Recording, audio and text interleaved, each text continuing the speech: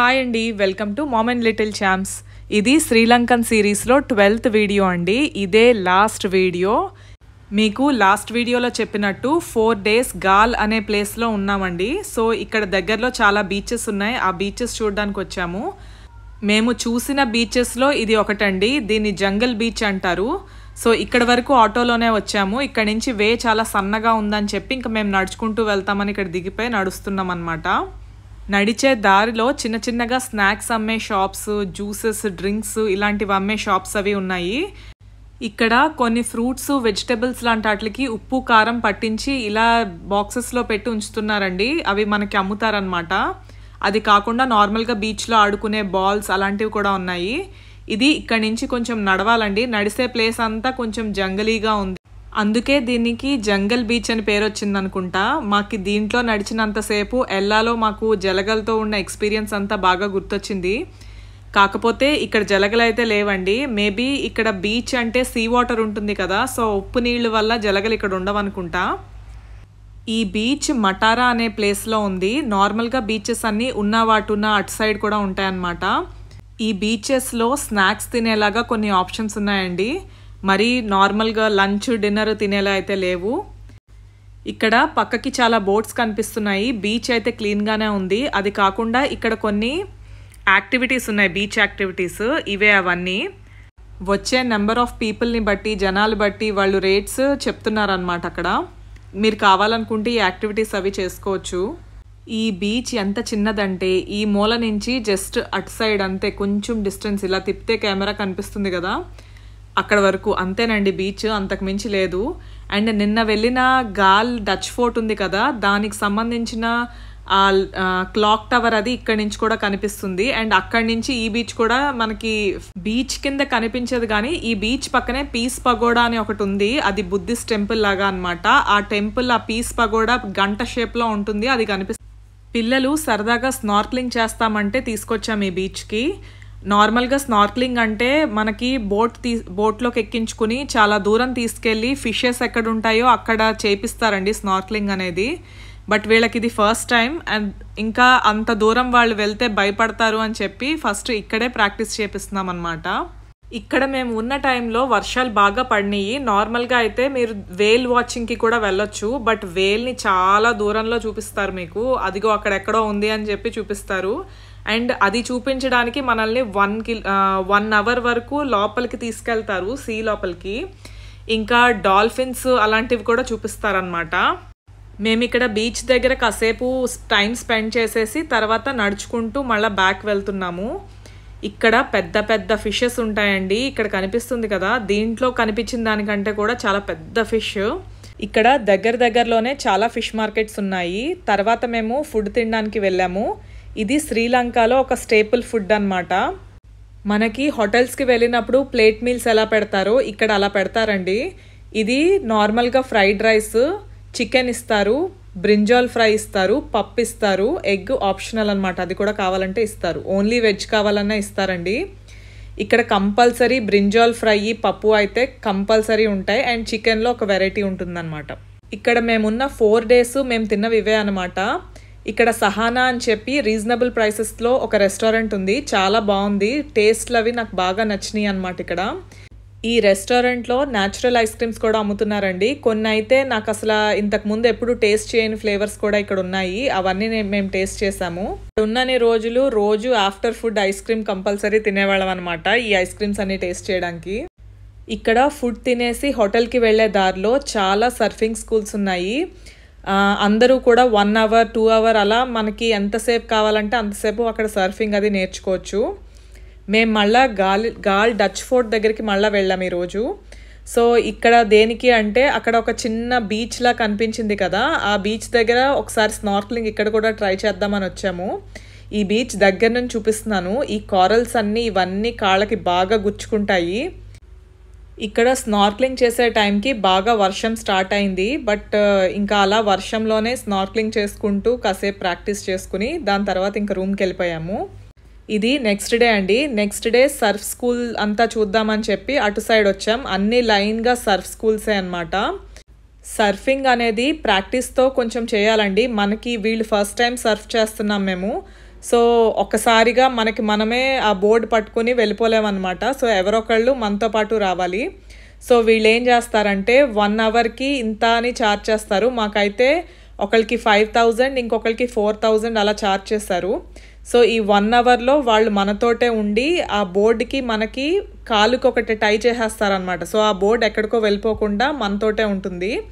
దానిపైన ఉండి వేవ్ వచ్చినప్పుడు దాని వేవ్ మీద నుంచి అలా జారుకుంటూ రావాలన్నమాట.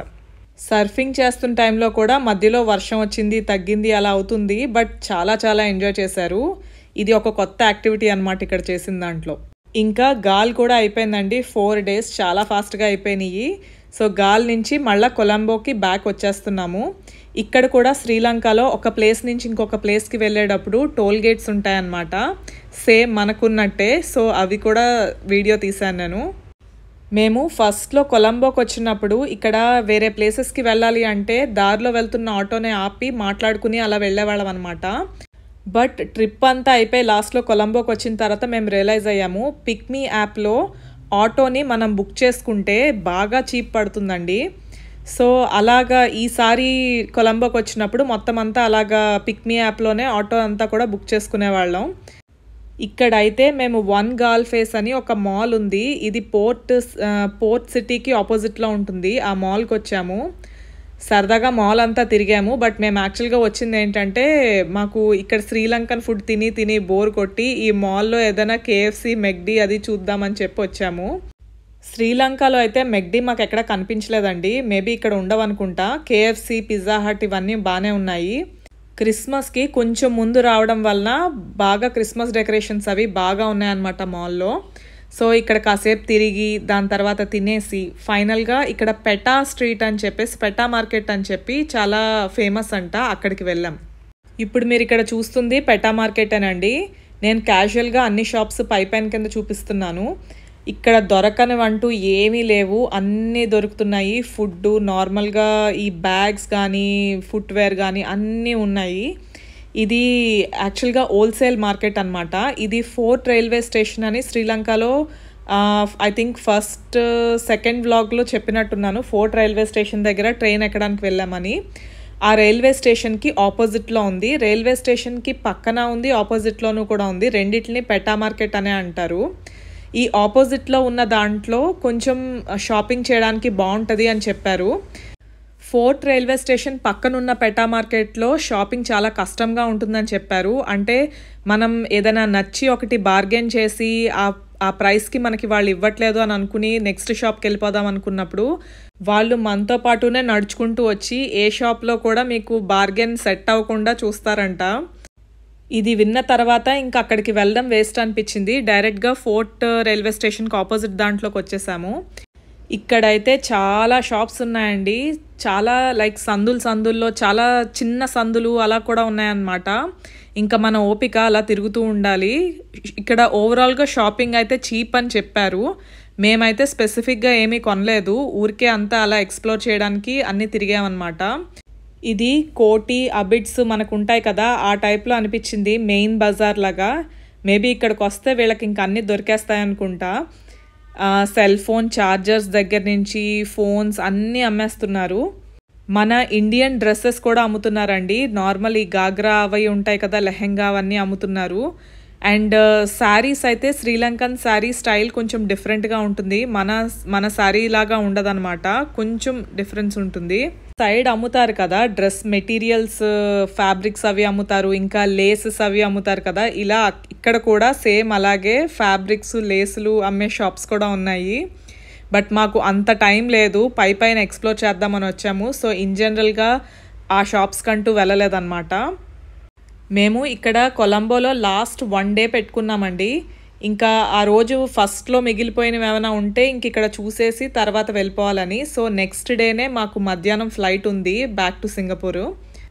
సో ఇంకా పెటా మార్కెట్ దగ్గరే ఉండిపోతే మిగతావి చూడడం అవ్వదు కదా. సో ఇంకా అక్కడి నుంచి వచ్చేసి మేము పోర్ట్ సిటీ సైడ్ వచ్చామన్నమాట. ఈ పోర్ట్ సిటీ కూడా వన్ ఆఫ్ ద ప్లేసెస్ కొలంబోలో చూడడానికి చాలా బాగుంటుందని చెప్పారు. బట్ మాకు ఫస్ట్ డే కుదరలేదు. అండ్ ఈ పోర్ట్ సిటీ అనే ప్లేస్ యాక్చువల్గా ఈవినింగ్ టైం నుంచి చాలా బాగుంటుందంట. సో ఇంకా స్పెసిఫిక్గా ఈవినింగ్ టైం కల్లా ఇక్కడికి వచ్చేసేలా చూసుకున్నాము. ఈ పోర్ట్ సిటీ దగ్గర 2 సైడ్స్ ఉంటాయండి. ఒకటి ఏంటంటే మనం ఫస్ట్ ఒక మాల్కి వెళ్ళాం కదా, వన్ గాల్ ఫేస్ అని చెప్పి, ఆ మాల్కి ఆపోజిట్లో ఉండేది కూడా చాలా బాగుంటుంది. అండ్ ఇది ఇంకొక సైడ్ అన్నమాట. ఇది ఇంకా ఈ సైడ్ అంతా డెవలప్ చేస్తున్నారు. సో అందుకని ఇక్కడ మీకు నార్మల్గా వాటర్ అలా ఉంది తప్పితే ఏం కనిపించట్లేదు. అండ్ జనాలు కూడా పెద్దగా లేరు ఈ సైడ్. ఇది కొలంబోలో one of the main places లాగా ఇది డెవలప్ చేయాలి అని అనుకుంటున్నారంట. ఈ సైడ్ ఈ ప్లేస్లో అయితే ఇక్కడ వర్క్స్ అవి ఇంకా జరుగుతున్నాయి. సో ఇక్కడ ప్రస్తుతానికి జనాలు అయితే పెద్దగా లేరు. అండ్ ప్లేస్ అంతా చాలా విశాలంగా ఉంది అండ్ బాగా గాలేస్తుంది, విండీగా ఉంది. ఇక్కడ కూడా వాకింగ్ బాగా ఎక్కువ ఉంటుందండి, బాగా నడవాలి. సో ఇదంతా లోపలికి నడుచుకుంటూ వెళ్తే ఈ ప్లేస్కి వెళ్తాము. ఇక్కడ ఒక పెద్ద ఆర్చ్ లాగా ఉందన్నమాట. ఉండి నైట్ టైం ఇక్కడ లైటింగ్స్ అవి వేస్తారంట. మేము నైట్ వరకు ఇక్కడ లేము, నైట్ అయ్యేసరికి వేరే సైడ్కి వెళ్ళిపోయామన్నమాట. ఇక్కడ ఏరియా అంత క్రౌడ్ లేదు అండ్ చాలా బాగుంది, స్పేషియస్గా ఉంది. కాబట్టి ఇక్కడ ప్రీ వెడ్డింగ్ షూట్స్ లాంటివి అవి కొంతమంది చేసుకుంటున్నారు. అండ్ టూరిస్టులు కూడా ఊరికే వాక్ చేయడానికి వచ్చే వాళ్ళందరూ కూడా సరదాగా వాక్ చేసుకుని వెళ్తున్నారనమాట. ఇక్కడ ఒక ఆర్చ్ లా ఉందని చెప్పాను కదా, ఇదే అనమాట. అది కొంచెం దూరం నుంచి బాగా కనిపిస్తుంది. అండ్ ఇక్కడ నుంచి బిల్డింగ్స్ కూడా, కొలంబోలో ఉన్న వేరే బిల్డింగ్స్ అవి ఉంటాయి కదా, దూరం నుంచి అవన్నీ కూడా చాలా బాగా కనిపిస్తున్నాయి.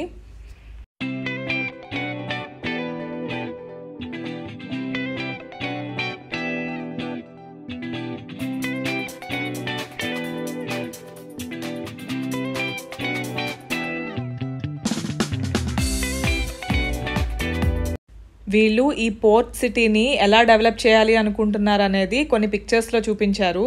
సింగపూర్లో మరీనా బే టైప్లో చేయాలి అని, అలా ఒక్కొక్క ప్లేస్లో ప్రతి కంట్రీలోనూ ఒక ఇలాంటి ప్లేసెస్ ఉంటాయి కదా. ఇది దుబాయ్, యుఏఈ అలాగా వాటితో కంపేర్ చేస్తూ ఇలా డెవలప్ చేయాలి అని అనుకుంటున్నామని పెట్టారనమాట.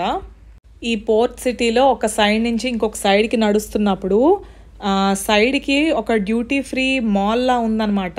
డ్యూటీ ఫ్రీకి సంబంధించిన షాప్స్ అన్నీ ఇందులో ఉంటాయంట. కావాలనుకుంటే మీరు ఇక్కడ షాపింగ్ చేసుకోవచ్చు. ఇంకా పోర్ట్ సిటీలో ఇంకొక సైడ్ ఉందని చెప్పాను కదా, అక్కడికి వచ్చేసాము. ఇదే అది. సో ఇక్కడ ఏంటంటే వన్ గాల్ ఫేస్ మాల్ ఉందని చెప్పాను కదా, ఫస్ట్లో వెళ్ళిన మాల్, దానికి ఆపోజిట్ సైడ్ అనమాట ఇదంతా. ఇది నార్మల్గా మనకి వైజాగ్ ఆర్కే బీచ్ దగ్గర తిరగడానికి అంతా ఉంటుంది కదా, దారిలో కొన్ని ఫుడ్ తినేలాగా, స్నాక్స్ లాంటివి తినేలాగా ప్లేసెస్ ఉంటాయి, అలా నడుచుకుంటూ వెళ్ళేలాగా ఉంటుంది కదా, సేమ్ ఇక్కడ అలాగే ఉందండి. అలా నడుచుకుంటూ టైంపాస్ చేసుకునేలాగా ఉంటుందన్నమాట ఈ ఏరియా అంతా కూడా. నైట్ అయితే ఇందాక మనం వెళ్ళిన ప్లేసు ఇక్కడ కూడా బాగా లైటింగ్స్ తోటి చాలా బాగుంటుందని చెప్పారు. మేము నైట్ అయ్యేదాకా కూడా అక్కడే ఉన్నాము. ఇక్కడ వాటర్ అంతా కనిపిస్తుంది, బీచ్ లాగా అలలు అన్నీ కనిపిస్తాయి. కాకపోతే మనం దీంట్లోకి దిగడానికి అయితే ఉండదు. సో జస్ట్ ఇక్కడ నించుని చూసి ఆ టైప్లోనే ఉంటుందన్నమాట. ఇక్కడ నుంచి మనం ఇందాక ఫస్ట్లో వెళ్ళిన పోర్ట్ సిటీ ప్లేస్ ఇంత దూరంలో ఉంటుందండి. అక్కడ మీకు కనిపించిన ఆర్చ్ ఇక్కడ కనిపిస్తుంది. సో అక్కడ లైటింగ్స్ అన్నీ మనం ఇక్కడి నుంచి కూడా చూడొచ్చు అనమాట. ఇక్కడ దారిలో సైడ్కి ఇలా కిందకి దారి ఉందండి. సరే ఇక్కడ స్నాక్స్ ఉంటాయేమో అని చెప్పి కిందకి వెళ్ళాము. బట్ ఇక్కడ అంతా కూడా చిన్న చిన్న టైప్ స్నాక్స్, ఇంకా ఇలాగా ఉప్పు కారం పట్టించిన కొన్ని వెజిటేబుల్స్, ఫ్రూట్స్ అలాంటివన్నీ ఉన్నాయన్నమాట. వీటిల్లో ఇవి అసలు ఏంటో కూడా కొన్ని తెలీదు.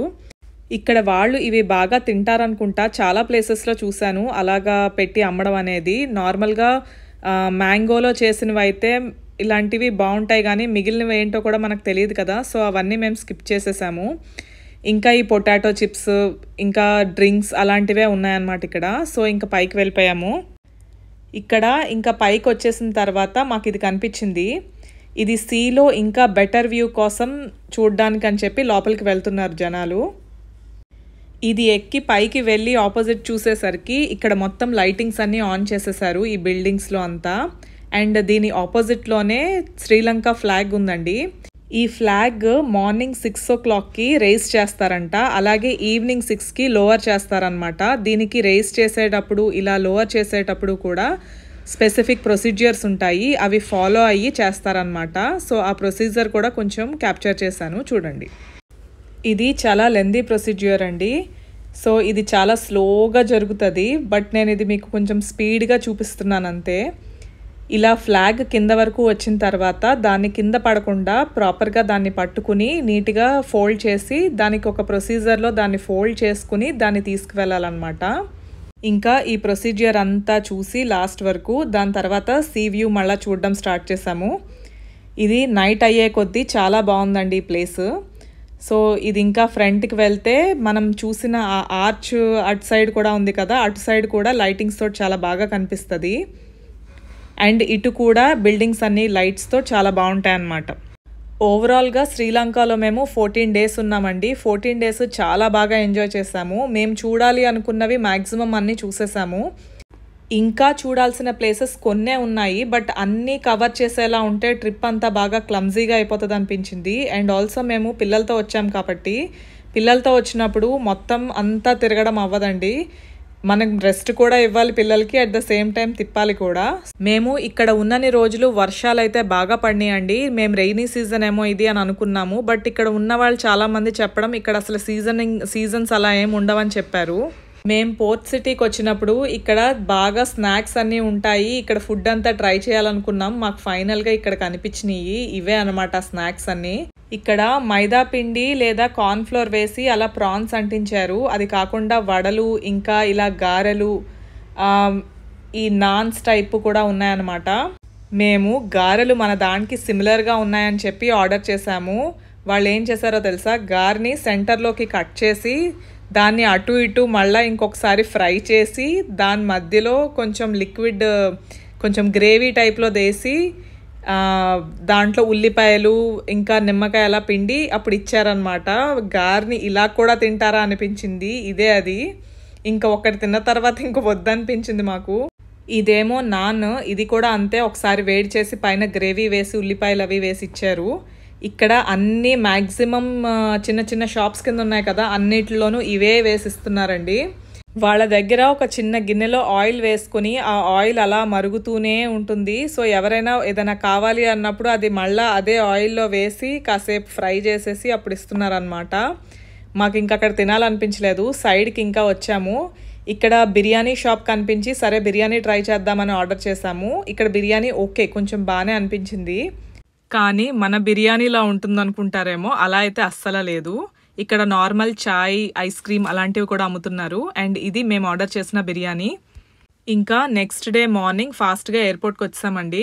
ఎయిర్పోర్ట్కి వచ్చి మిగిలిపోయిన మనీ అంతా మళ్ళీ ఎక్స్చేంజ్ చేసి తీసుకెళ్ళాలి. అండ్ మాకు కొన్ని గిఫ్ట్స్ బ్యాలెన్స్ ఉండిపోయినాయి అనమాట. ఫ్రిడ్జ్ మ్యాగ్నెట్స్ అవి తీసుకుందాం అనుకున్నాము, అవి ఫైనల్గా ఎయిర్పోర్ట్లో తీసుకున్నాము. ఎయిర్పోర్ట్లో అయితే షాపింగ్ చాలా కాస్ట్లీ ఉంది. ఇక్కడ కంటే నార్మల్గా మిగతా ప్లేసెస్లో తీసుకోవడమే బెటర్ అనిపించింది. ఇంకా ఇక్కడ దాకా వచ్చేసిన తర్వాత మనకు అంత చాయిస్ ఉండదు కదా, సో ఇక్కడే ఏవో ఒక గిఫ్ట్స్ తీసేసుకుని తర్వాత కరెన్సీ ఎక్స్చేంజ్ చేసుకున్నాం. కరెన్సీ ఎక్స్చేంజ్ గురించి అయితే ఇక్కడ చెప్పాలండి, మేము ఇక్కడికి వచ్చిన ఫస్ట్ డే సింగపూర్ డాలర్స్ ఇచ్చి శ్రీలంకన్ రూపీస్కి ఎక్స్చేంజ్ చేసుకున్నాం అనమాట, తీసుకున్నాము. కానీ రిటర్న్లో మాకు శ్రీలంకన్ రూపీస్ ఇచ్చి సింగపూర్ డాలర్స్ ఇమ్మంటుంటే వాళ్ళు మీరు ఫస్ట్ ఏదైతే ఎక్స్చేంజ్ చేసుకున్నారో దాని రిసిప్ట్ చూపించమని చెప్పారు. మాకు ఆ రిసిప్ట్ అసలు ఆ టైంలో ఎక్కడ పెట్టామో కూడా మాకు ఐడియా లేదు. సో అలా చాలాసేపు రిసిప్ట్ వెతుక్కున్నాం, మాకు ఇంకా దొరక్క ఫైనల్గా వాళ్ళు సింగపూర్ డాలర్స్ అయితే ఇవ్వము, కాకపోతే ఇండియన్ రూపీస్ కానీ యుఎస్ డాలర్స్ కానీ ఇస్తామని చెప్పారు. సో ఇంకా ఇండియన్ రూపీస్ తీసుకుని వచ్చేసామన్నమాట. సో కరెన్సీ ఎప్పుడైనా ఎక్స్చేంజ్ చేసుకుంటున్నప్పుడు ఆ కంట్రీలో ఆ రిసిప్ట్స్ అన్ని కంపల్సరీ లాస్ట్ వరకు ఉంచుకోండి, మీకు హెల్ప్ అవ్వచ్చు. ఇంకా ఇక్కడితో శ్రీలంక వ్లాగ్స్ అయిపోయినాయండి. మీరు ఇప్పుడు దాకా అన్ని వ్లాగ్స్ చూసారని అనుకుంటున్నాను. ఈ వ్లాగ్స్తో మీకు చాలా ఇన్ఫర్మేషన్ వచ్చింది, మీకు కావాల్సిన ఇన్ఫర్మేషన్ అంతా వచ్చిందని కూడా అనుకుంటున్నాను. ఈ శ్రీలంక వ్లాగ్స్ అన్ని ఒక ప్లేలిస్ట్ క్రియేట్ చేసి అందులో పెడతానండి. ఒకవేళ మీకు ఇంట్రెస్ట్ ఉంటే అందులో మీకు రిఫర్ చేయడానికి, మీరు చూడడానికి ఉంటుంది. ఇంకా ఈ వ్లాగ్ ఇక్కడితో ఎండ్ చేసేస్తున్నానండి. Thank you for watching. ఈ వీడియో మీకు నచ్చినట్లయితే please like, share and subscribe. Notifications కోసం పక్కనే ఉన్న బెల్ సింబల్ క్లిక్ చేయండి. Thank you so much for watching and next వీడియోలో మళ్ళీ కలుద్దాం.